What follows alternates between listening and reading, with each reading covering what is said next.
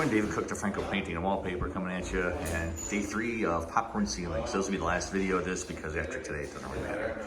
So yesterday they finished all the popcorn removal and they put primer. You can see it's nice and shiny. So the primer we used is called Draw Tight. It's got a white pigment to it. It seals the surface. As you can see, it's all shiny. It's all consistent sheen all the way across. It locks everything down almost like a glue. I did that in the hallway here also.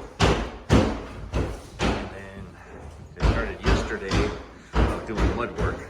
So this room is started doing the patchwork, so you can see where the flat is where the new mud is. So filling holes. So all those we still have to fill, but doing all the mud work of.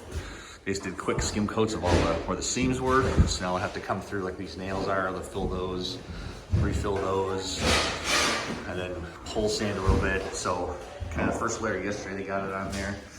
And then today Matt is here from a different job. He was actually pulling boards off of a wall yesterday and doing some mud work. And so now he's mud working in here. You can see like mud ceilings in here, in there, the drywall work in entrance, and in the kitchen area.